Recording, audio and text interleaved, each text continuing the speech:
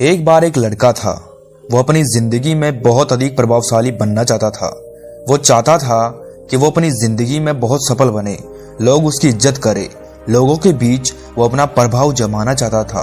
वो प्रभावशाली व्यक्ति बनना चाहता था, लेकिन जैसा वो चाहता था उसके साथ वैसा हो नहीं रहा था, बल्कि उसके सोचने के विपरीत उसके साथ हो रहा था। वो बनना तो प्रभावशाली चाहता था, लेकिन वो लोगों के बीच एक सामान्य व्यक्ति बनकर रह गया था। इसी कारण वो बहुत दुखी था, क्योंकि उसे समझने वाला उसे कहीं नजर नहीं आ रहा था। वो अपनी जिंदगी से ही तंग आ चुका था। एक दिन वो लड़का निराश और हताश होकर अपने नगर के बाहर जंगल की तरफ बैठा था। तभी एक बौद्ध भिक्षु उधर से गुजर रहे थे। बौद्ध भिक्षु ने जब उस निराश लड़के को देखा तो वो सोच में पड़ गए। वे सोचने लगे कि आखिर एक लड़का अकेले इस जंगल में इतना उदास क्यों बैठा है। वे भिक्षु लड़के के पास जाकर लड़के से पूछते हैं कि तुम इतने उदास क्यों हो और इस जंगल में अकेले क्या करने आए हो। लड़का भिक्षु की बात सुनकर बोलता है कि मेरी जिंदगी से मैं परेशान हूँ। यह सुनकर बौद्ध भिक्षु बोलते हैं कि ऐसा क्या दुख है तुम्हें जो इतनी कम उम्र में ही जिंदगी से परेशान हो चुके हो, जिंदगी से तंग आ चुके हो। इतना सुनकर लड़का थोड़े गुस्से के साथ बोलता है कि आपको होगा ना दुख, तब आपको पता चलेगा। फिर भिक्षु बोलते हैं कि हाँ, तुम मुझे बताओ तो सही, क्या पता मैं तुम्हारी समस्या का समाधान कर दूं। यह सुनकर लड़का थोड़ा सामान्य हुआ और भिक्षु को कहने लगा कि मैं अपने जीवन में एक प्रभावशाली व्यक्ति बनना चाहता हूँ। मैं चाहता हूँ कि मैं एक सफल और प्रभावी व्यक्ति बनूं, ताकि सभी लोग मेरी इज्जत करें और सभी लोग सिर्फ मेरा जैसा ही बनना चाहे। मैं अपने समाज के लोगों के लिए एक उदाहरण बनूं और जब भी सफल व्यक्तित्व की बात करी जाए तो मेरा ही नाम लोगों की जुबान पर हो। भिक्षु ये सुनकर उस लड़के को बोलते हैं कि अच्छा हुआ तुमने मुझे अपनी समस्या बता दी। अब मैं तुम्हें इस समस्या का समाधान बताता हूँ। तुम बड़े ध्यान से सुनना, क्योंकि मैं तुम्हें 7 ऐसी आदतें बताऊंगा जो हर सफल व प्रभावशाली व्यक्ति में होती है।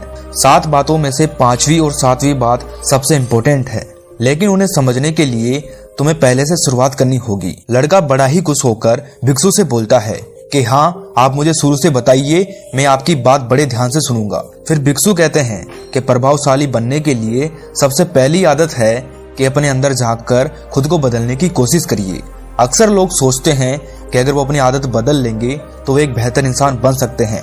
ये बात कुछ हद तक तो सही है, लेकिन अगर आप ये सोचते हैं कि केवल आदतें बदल कर ही आप एक बेहतर इंसान बन जाएंगे तो आप गलत सोचते हैं। फिर भिक्षु एक उदाहरण बताते हुए कहते हैं कि मान लो एक घर है, अगर उसको आपने पेंट कर दिया तो क्या वो बदल जाएगा? तब वो लड़का कहता है कि बदलेगा तो नहीं, लेकिन हाँ, वो सुंदर और अच्छा दिखने लग जाएगा। तब भिक्षु कहते हैं कि ठीक वैसे ही तुम अपनी आदतों को बेहतर बनाकर एक सफल व प्रभावी व्यक्ति जरूर बन सकते हो, लेकिन तुम पूरी तरह अपने आप को नहीं बदल सकते। इससे आपका नजरिया कभी नहीं बदलता, बल्कि अच्छी और बेहतर आदतों से सिर्फ काम करने का तरीका बदलता है। अगर तुम्हें तुम्हारा नजरिया बदलना है तो सबसे पहले चरित्र के बदलाव पर ध्यान देना होगा, उसे बदलना होगा। खुद की सोच व खुद का नजरिया बदलने के लिए तुम्हें लंबे रास्ते तय करने होंगे। खुद को पूरी तरह बदलने के लिए तुम्हें खुद में झांक कर ये देखना होगा कि असल में तुम क्या हो और क्या बनना चाहते हो। ऐसा करके तुम अपना नजरिया बदल सकते हो, और अगर एक बार नजरिया बदल गया तुम्हारा तो तुम्हारी पूरी दुनिया अपने आप ही बदल जाएगी। बौद्ध भिक्षु कहते हैं कि प्रिय, एक उदाहरण को देखो। जैसे तुम अगर एक अच्छा इंसान बनना चाहते हो तो सिर्फ दूसरों की मदद करके तुम कभी भी अच्छा नहीं बन पाओगे। अगर तुम्हें अच्छा इंसान बनना है तो दूसरों की परेशानियों को महसूस करके उन्हें एक बार खुद पर लेकर देख के परेशानियों को हल करने का प्रयास करें।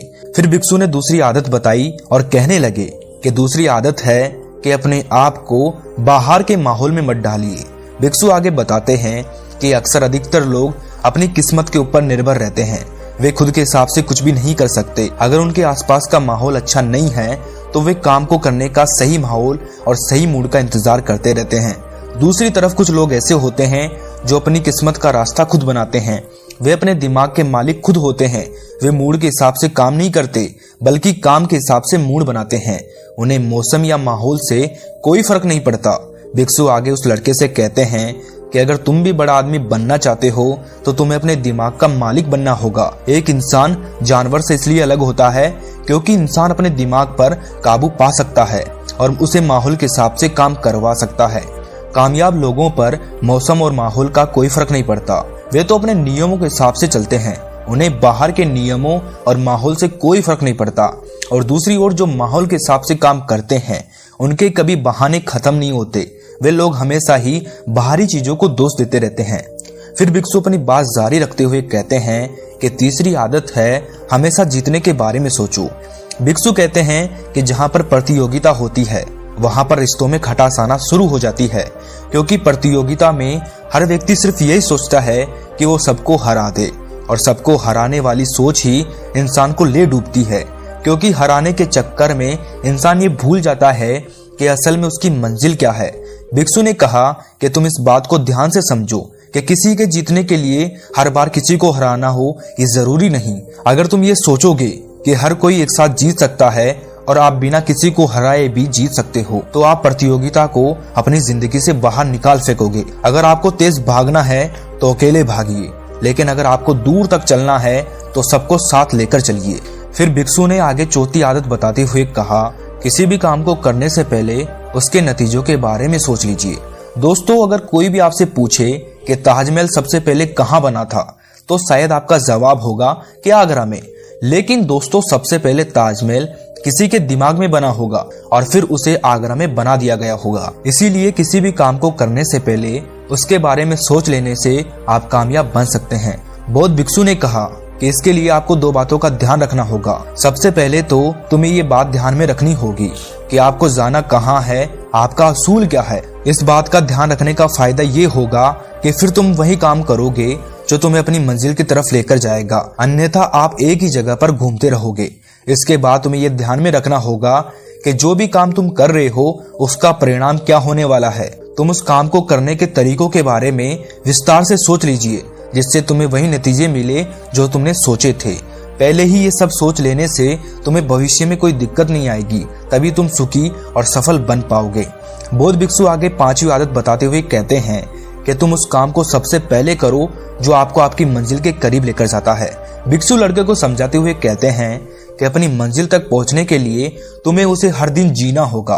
तुम्हें हर दिन कुछ ऐसा काम करना होगा जिससे तुम अपनी मंजिल तक जल्दी से पहुंच पाओ।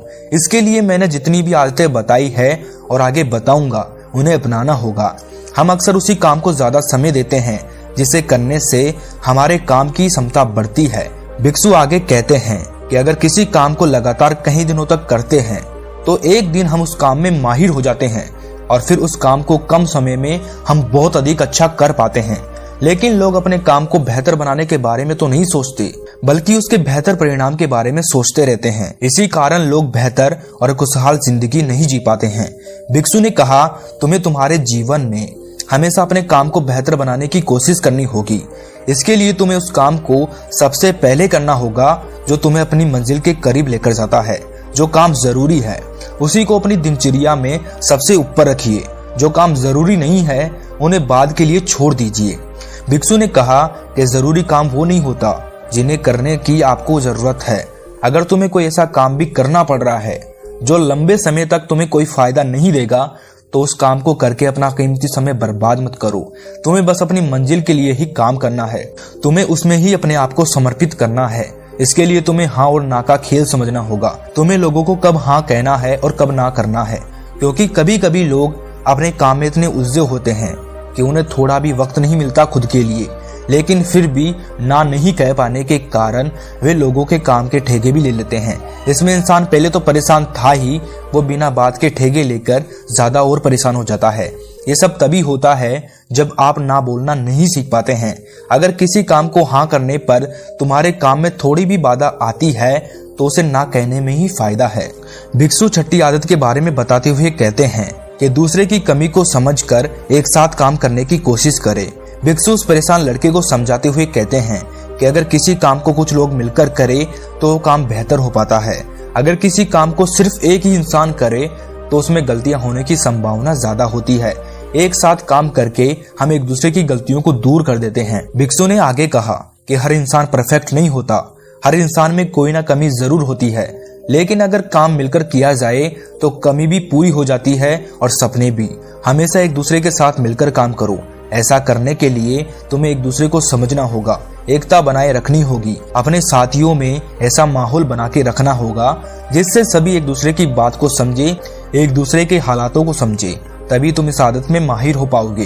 फिर भिक्षु उस लड़के से कहते हैं कि अब जो आदत मैं तुम्हें बताने वाला हूँ वो बहुत ही जरूरी है। इस आदत के बिना तुम कुछ भी अच्छा नहीं कर सकते। इसीलिए मैंने तुम्हें शुरू में बोला था कि अंत में तुम्हें एक ऐसी आदत बताऊंगा जो बहुत इंपॉर्टेंट है। लड़का बहुत खुश होकर उस बौद्ध भिक्षु से कहता है कि जी गुरुवर, आप बताइए, मुझे आपकी इस बात का बेसब्री से इंतजार है। फिर भिक्षु आगे की बात जारी रखते हुए कहते हैं कि 7वीं और सबसे महत्वपूर्ण आदत है कि एक बेहतर इंसान बनने के लिए तुम्हें अपनी सेहत का ख्याल रखना होगा, क्योंकि अगर तुम अपने हथियारों की धार तेज किए बिना युद्ध लड़ते जा रहे हो तो उसकी भारी संभावना है कि तुम युद्ध में हार जाओ। ठीक उसी प्रकार अगर तुम अपनी सेहत का ध्यान रखे बिना ही काम करते जा रहे हो तो तुम्हारी कामयाबी की संभावना बहुत ही कम है। तुम्हारी सेहत ही तुम्हारा हथियार है जिसकी धार तुम्हें तेज करनी है। सेहत 4 तरह की होती है और अपने आप को सेहतमंद रखने के लिए तुम्हें इन 4 बातों का ध्यान रखना होगा। पहली बात, शारीरिक सेहत के लिए तुम्हें रोज अच्छा खाना खाना होगा और रोज कसरत करनी पड़ेगी। तनाव से बचकर रहना होगा, तभी तुम शारीरिक रूप से सेहतमंद रहोगे। अगर तुम्हें अपने तनाव को दूर करना है तो वीडियो की लिंक आई बटन में और डिस्क्रिप्शन में मिल जाएगी। उसमें आपको तनाव को दूर करने के तरीके मिल जाएंगे, जरूर जाकर देखें। दूसरी बात, मानसिक सेहत के लिए तुम्हें रोज कुछ लिखने और कुछ पढ़ने की आदत डालनी होगी, जिससे तुम व्यस्त रहोगे और फालतू के गंदे विचार आपके दिमाग में नहीं आएंगे। तीसरी बात, सामाजिक सेहत के लिए तुम्हें ज्यादा से ज्यादा अच्छे लोगों से संबंध बनाने होंगे। और चौथी और लास्ट बात, आध्यात्मिक सेहत के लिए तुम रोज साधना या पूजा करो। उसके अलावा तुम नैतिकता के बारे में सोचकर उसके हिसाब से काम करने की कोशिश करो। भिक्षु अपनी बात को खत्म करते हुए उस लड़के से कहते हैं कि अगर इन 7 आदतों को तुम अपना लो तो हमेशा खुश रहोगे और प्रभावशाली व्यक्ति बन जाओगे। इतना कहकर बौद्ध भिक्षु वहां से चले जाते हैं और लड़का भी बड़ा खुश होकर अपने घर की तरफ लौट जाता है।